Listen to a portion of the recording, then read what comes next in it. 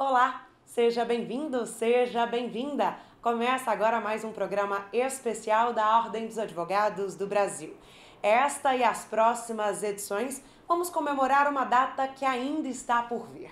O dia 5 de outubro é marcado pela promulgação da Constituição de 88, um dos principais marcos da República Brasileira. A atual Constituição Federal é a 7ª na história do Brasil e foi promulgada no dia 5 de outubro de 1988, após o Brasil ir às ruas pela volta da democracia. A Carta Magna é uma conquista de todo cidadão e cidadã brasileiros. E para começarmos as comemorações em homenagem à promulgação da Constituição Federal de 88, batemos um papo com o presidente nacional da Ordem, Felipe Santa Cruz. A entrevista foi online. Confira comigo. Presidente, me ouve bem? Ouço bem. Prazer falar contigo, Natália. Prazer é todo meu. Obrigada mais uma vez por participar conosco aqui do programa. Presidente, eu quero começar falando um pouquinho sobre a Constituição de 88. O senhor acredita que ela foi, até hoje, o principal marco da República do Brasil? Sim. Se nós olharmos a história constitucional brasileira, mesmo com grandes momentos como a Constituição que Rui Barbosa redigiu para a República, nós tivemos um permanente enfrentamento de visões autoritárias e de visões democráticas. Esse enfrentamento ele é natural da sociedade brasileira, tanto que ele está agora se reproduzindo, infelizmente, após 32 anos de Constituição. E a Constituição de 88 ela tem uma série de características, não é perfeita, como toda obra humana, mas características muito importantes. Ela é a Constituição das liberdades no Brasil. Por exemplo, é efetivamente a partir dela que a censura saiu da agenda pública, né? A censura prévia, a censura do Estado, que esteve presente em diversos períodos da história do século XX e XIX. É a partir dela que a liberdade se solidifica, os direitos e as garantias individuais. Então, ela é a Constituição das liberdades, é a Constituição cidadã. Ela, bem ou mal, porque o nosso país não mudou, né? O texto constitucional não conseguiu, com tudo que ele almejava, alcançar muito do que ele almejou. E é natural, eu acho. Acho que certas questões são debatidas numa Constituição com finalidade, né? Como um objetivo, uma missão daquela nação. Agora, foi ela que permitiu que nós passássemos, eu falo apenas pela minha geração, eu era presidente, dirigente de movimento estudantil no impeachment do Collor e depois presidente da OAB do Rio no impeachment da Dilma.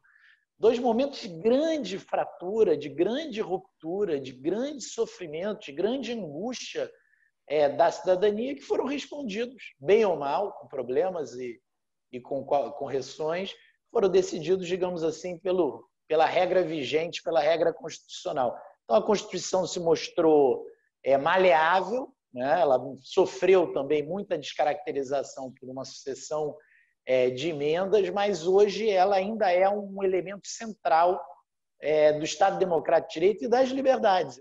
E, presidente, a Constituição começa em seu primeiro artigo com: a República Federativa do Brasil constitui-se em Estado Democrático de Direito. Podemos dizer que essa é uma frase que resume a Carta Magna? Agora ela é uma Constituição que é uma resposta. Eu acho isso. Recentemente começou esse debate sobre o artigo 142, onde a ordem teve uma função central, falando em poder moderador das Forças Armadas. Eu sou uma pessoa que respeita profundamente as Forças Armadas, eu sou genro de militar, tenho um histórico de familiares militares, tenho um respeito profundo. Só que essa mistura, assim como a mistura de religião com política não dá certo, a mistura também das Forças Armadas, que são órgão da República, do Estado, né? Para a defesa de todos nós, que tem missões muito relevantes com a política conjuntural, cotidiana, com a mediação ou a arbitragem de relações e conflitos entre poderes, seria o pior caminho possível. E essa Constituição nossa é a nosso escudo hoje. Né? Nós fomos a público, um parecer assinado por mim, pelo professor Gustavo Binemboim e pelo Marcos Vinícius Furtado Coelho, nosso eterno presidente. Esse parecer calou fundo na opinião pública. Logo depois houve uma importantíssima decisão do ministro Luiz Fux, baseada muito no nosso pensamento desse parecer, e nós temos muita convicção na defesa da Constituição de 88 e muito orgulho de travarmos essa batalha de forma cotidiana. Uhum. E para o senhor, como Felipe Santa Cruz, cidadão brasileiro, não quero a sua resposta como advogado, quero como cidadão daqui do nosso país, qual que é a principal garantia da Constituição? Sinceramente, eu vou dizer algo que não tem jeito. Eu sou advogado 24 horas por dia. Esse Felipe Santa Cruz, não advogado, não existe.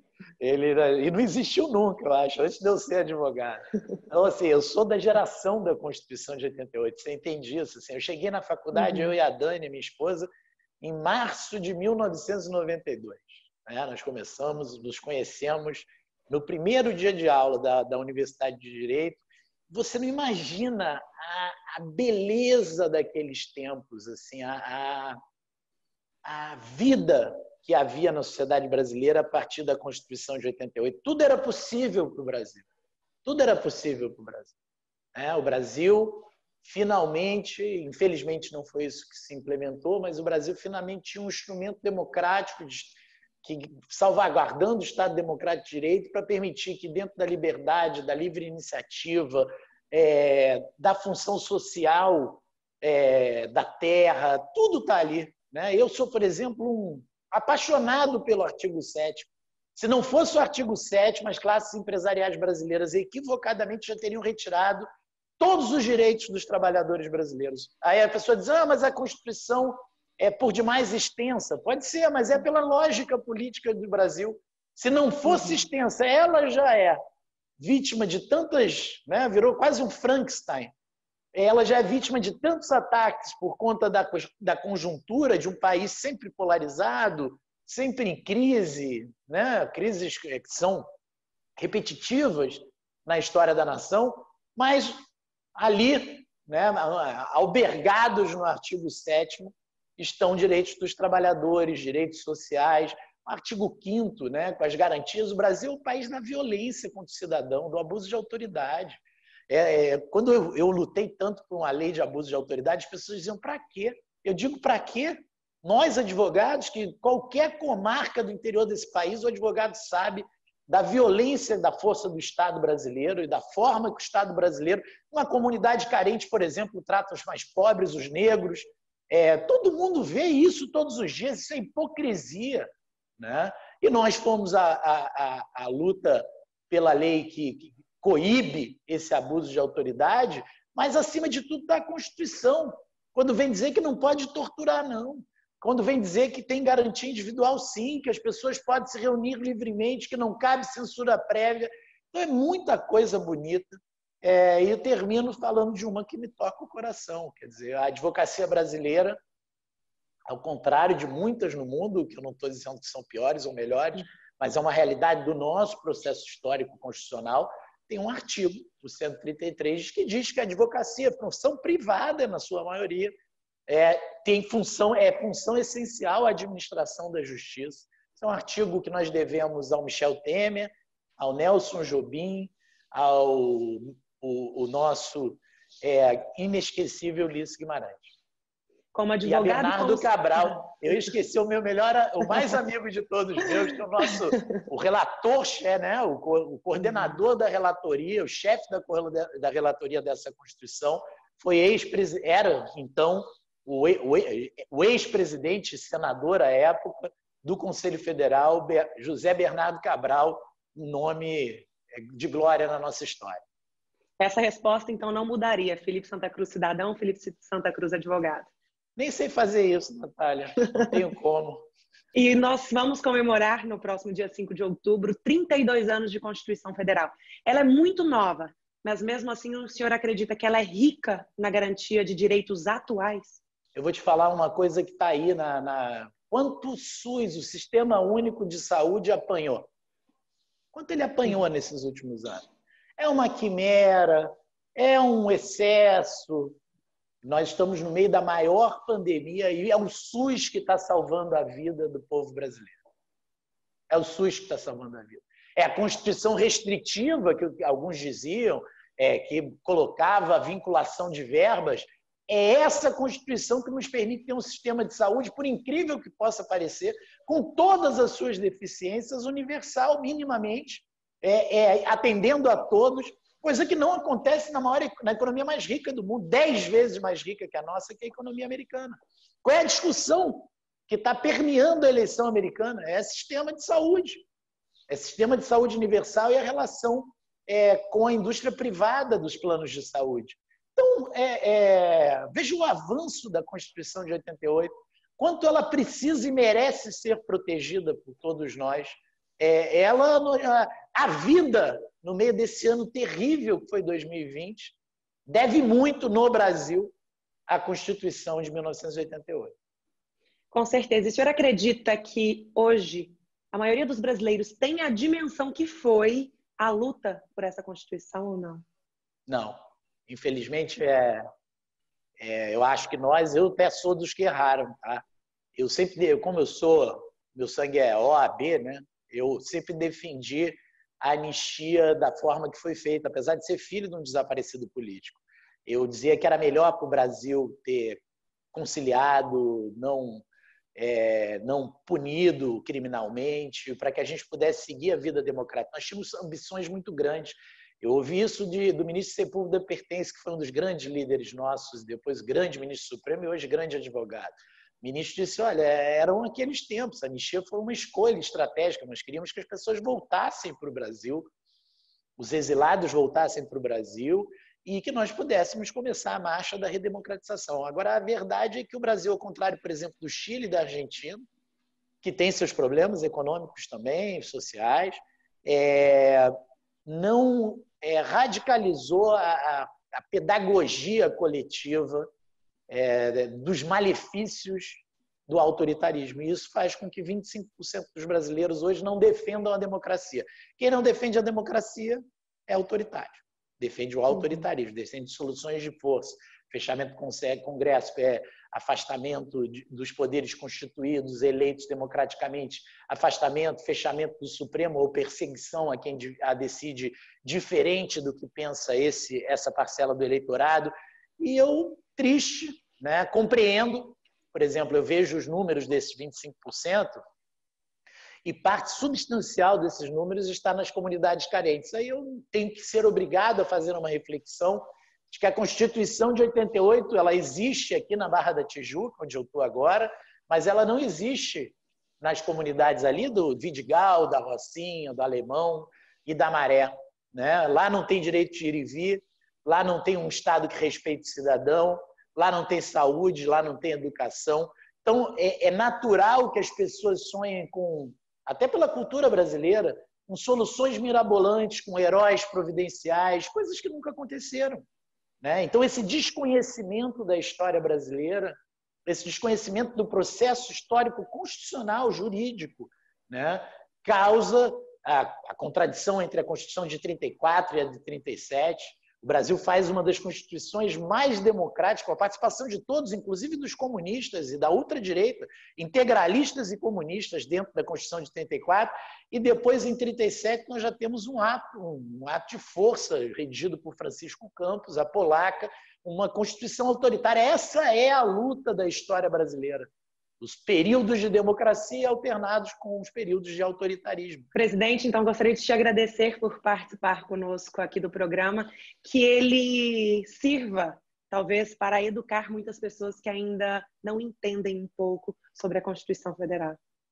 É sempre um prazer dialogar com você. Eu comecei o dia meio cansado, estava aqui meio pensando na minha agenda, que vai ser extenuante hoje ao longo do dia. Tem mais de 12 coisas para fazer, eventos, reuniões. Mas conversar sobre esses temas me revigora. Né? Tomara que a gente possa, de alguma forma, contribuir com o vigor da advocacia. Me espanta estudante de direito que é autoritário, estudante de direito que é contra a imparcialidade do Poder Judiciário, estudante de direito que não compreende que a verdadeira advocacia só se dá dentro da democracia liberal. Nós temos que lutar para formar também os nossos colegas, em especial esses quase 1 milhão de estudantes de direito que nós temos em sala de aula no Brasil hoje. Tomara que a gente possa ajudar de alguma forma. Com certeza. E obrigada mais uma vez. Daqui a pouquinho a gente volta com mais um bloco deste programa, onde estamos tratando sobre Constituição e República. Não saia daí.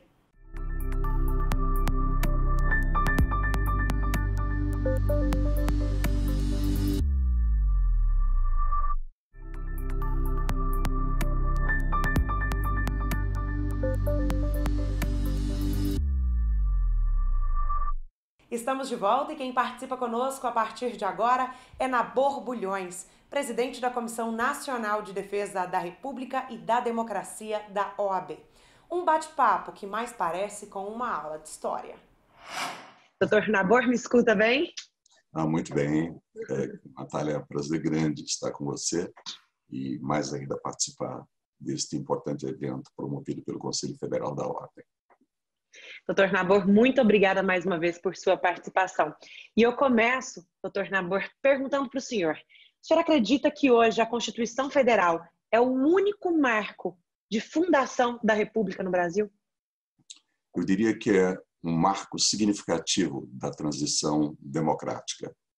A Constituição de 88 marcou de forma indelével a passagem de um regime autoritário brutal para um regime absolutamente democrático. Nós temos uma Constituição que nos honra porque não só estabeleceu uma república federativa presidencialista, mas o fez dizendo que esta república se constitui em um Estado democrático de direito. E em um Estado democrático de direito que está comprometido com a dignidade da pessoa humana, está comprometido com a construção de uma sociedade livre, justa e solidária, um Estado democrático de direito que está comprometido com os direitos fundamentais, que são os direitos universais.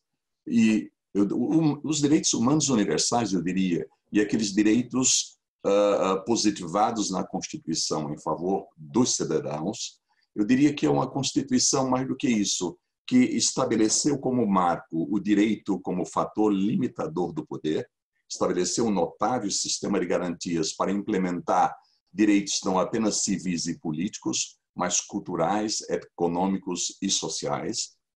Estabeleceu, portanto, um sistema de liberdades que se revela ou que se procura revelar na igualdade. E essa é uma distinção que se faz entre as constituições tradicionais liberais e as constituições de índole social. E mais ainda, além dos mecanismos de representação, ou por outra, de democracia representativa, a Constituição possibilitou a participação direta do povo através de mecanismos de participação direta, de mecanismos de democracia direta, como o plebiscito, o referendo, a iniciativa popular. Então, nós temos uma Constituição que verdadeiramente nos honra. E não é sem razão que ela tem nos garantido o maior período de estabilidade institucional da história do Brasil. E, doutor Nabor, como que foi o processo de implementação desse regime republicano no país? Eu sei que o senhor gosta muito de contar essa história. É verdade, é verdade. É importante ter a exata percepção histórica de todos os movimentos que nos levaram a significativos estágios civilizatórios. Principalmente para o jovem advogado. Veja, na época em que a Constituição de 88 foi promulgada, nós tínhamos menos de 300 mil advogados. Hoje, nós temos aproximadamente 1.300.000 advogados. Então, é muito importante que se tenha a exata percepção histórica do que significa esse processo contínuo e permanente de democratização. É essa ideia que preside todos os movimentos democráticos. Pois bem, eu gosto sempre que possível de falar um pouco, principalmente para os jovens advogados e advogadas, sobre essa nossa história republicana. Veja bem, nós comemoramos, Natália, recentemente os 193 anos da criação dos cursos jurídicos no Brasil. E esse marco é o marco que nos leva a comemorar o que se chama de Dia do Advogado. E tem uma razão histórica de ser. Isso não é uma comemoração por acaso. Quando o Brasil se tornou independente, ele precisava construir uma consciência jurídica nacional. Então, por inspiração de um notável constituinte, a Constituição de 1824, que foi a nossa primeira Constituição Imperial, não, Visconde de São Leopoldo, José Feliciano Fernandes Pinheiro, era o nome dele. Ele teve a ideia de propor a Dom Pedro, não é? Nosso imperador, a propor a criação de cursos jurídicos no país, para garantir o desenvolvimento dessa consciência jurídica nacional e para preparar intelectuais para dirigir os rumos do país. Essa foi a ideia, não é? Que ela se revelou extremamente importante para a história do Brasil, para a nossa realidade e para o momento democrático que hoje estamos a viver. Vejam os jovens advogados e advogadas se não é assim. Veja, foram criados 2 cursos jurídicos, um em Olinda, que se transformou na famosa Faculdade de Direito do Recife, da Universidade Federal, e outro em São Paulo, que se transformou na famosa Faculdade de Direito do Largo de São Francisco. Esses 2 núcleos jurídicos geraram figuras como Rui Barbosa e Pontes de Miranda, os 2 maiores juristas, um do século XIX, outro do século XX. Os 2 maiores juristas da história do Brasil. Veja bem, Rui Barbosa começou a estudar Direito na Faculdade de Direito de Olinda, Recife, com 16 anos e terminou o seu curso de Direito em São Paulo, no Largo do São Francisco. Então, Rui Barbosa, é produto direto da criação dos primeiros cursos jurídicos no Brasil.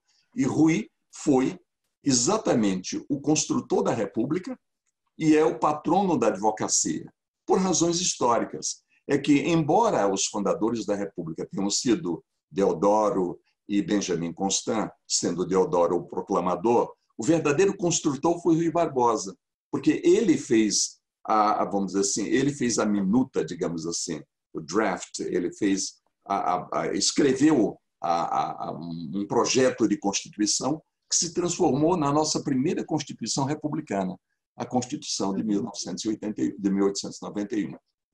Doutor Nabor, o senhor me contando um pouquinho da história, até me veio uma dúvida na cabeça. O senhor acredita que hoje os advogados e também os cidadãos brasileiros entendem a importância do Brasil ser um país republicano?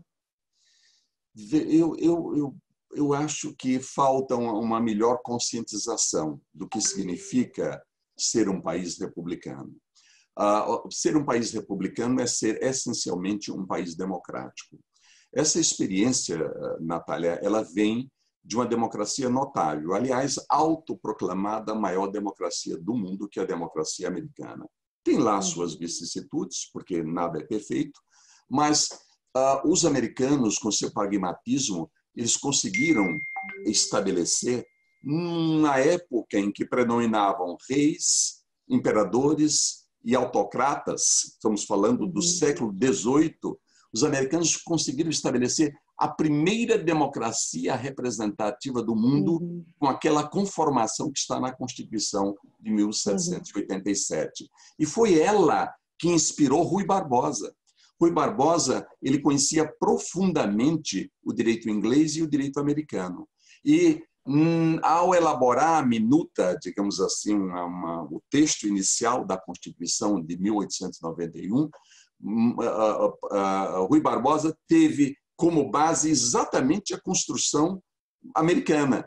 E por isso é que nós temos um sistema meio híbrido no Brasil. Embora se diga que o Brasil está afiliado ao sistema romano-germânico de direito, que é o chamado civil law, o sistema do direito civil, digamos assim, e os americanos e os ingleses estão filiados ao sistema da common law, que é um sistema diferente, por influência de Rui Barbosa, nós nos filiamos ao direito constitucional americano. Então, nós temos um sistema híbrido no Brasil. Em matéria de direito constitucional, nós estamos mais vinculados ao sistema americano. e no direito infraconstitucional, inteiramente ao direito de origem romano-germânica. Então, essa ideia de república vem exatamente da Constituição americana. Rui reproduziu no Brasil a forma de governo estabelecida na Constituição americana. O regime é o regime federativo, presidencialista, que consubstanciava exatamente uma democracia representativa. Essa foi a ideia trazida por Rui para a Constituição de 1891 e que está reproduzida na atual Constituição. Então, embora a Constituição americana não tenha falado em democracia, a ideia de república nela inserida trazia necessariamente o conceito de democracia. Vale dizer, de estabelecimento de um sistema de liberdades que se revelasse no plano da igualdade. Não só Rui, Natália, demonstrou encantamento com o sistema americano. O mundo inteiro demonstrou encantamento com o sistema americano. Por quê? Porque o que era na época dos reis, dos imperadores e dos autocratas, estamos falando do século XVIII, o que eram princípios e ideais, os americanos conseguiram positivar num texto constitucional. Daí a grande diferença entre ideias ou ideais, entre princípios e positivação. Os americanos conseguiram colocar no texto da Constituição ideais que estavam em grandes obras de grandes filósofos, de grandes pensadores, de grandes filósofos. Então, o pragmatismo ou a genialidade e o pragmatismo dos framers of the Constitution, quer dizer, dos constituintes americanos, quer dizer, possibilitaram a genialidade e o pragmatismo que se fizesse isto. Então, Rui trouxe o regime republicano para o Brasil com o grau de consistência do sistema americano, porque ele seguiu exatamente os passos que os americanos deram para estabelecer esse sistema em sua Constituição. Como, por exemplo, estabeleceu no texto constitucional, o princípio da separação, da independência e separação dos poderes, com o estabelecimento de uma sistemática absolutamente indispensável à democracia, que é o estabelecimento de um regime de checks and balances, de freios e contrapesos, para que os poderes, sendo independentes e harmônicos, possam uns controlar os outros. Na verdade, então, essa ideia que foi positivada na Constituição americana passa a ser uma linha mestra para a implementação de um regime democrático num contexto republicano. Então, é muito importante no Brasil que haja sempre mobilização e mobilização para conscientizar o povo do quanto é importante viver numa democracia, do quanto é importante viver num sistema republicano que se expresse através de mecanismos democráticos diretos e indiretos. Doutor Nabor, eu queria te agradecer pela aula que o senhor deu para a gente aqui em tão pouco tempo. Infelizmente, nosso tempo não é longo, mas muito obrigada por participar com a gente e eu espero poder contar com o senhor para próximos programas que a gente for falar sobre a Constituição. Por favor, uma honra muito grande. Estou sempre à disposição, Natália. Muito obrigado a todos. E este programa especial da OAB Nacional fica por aqui. Obrigada por sua companhia. Vale lembrar que as redes sociais da Ordem estão sempre atualizadas com as últimas informações. É só seguir a gente no Instagram e no Twitter CFOAB, no Facebook OAB Nacional. E também temos o canal oficial no YouTube. Por lá, eventos e também todos os programas já preparados especialmente para vocês. Tchau, tchau e até a próxima!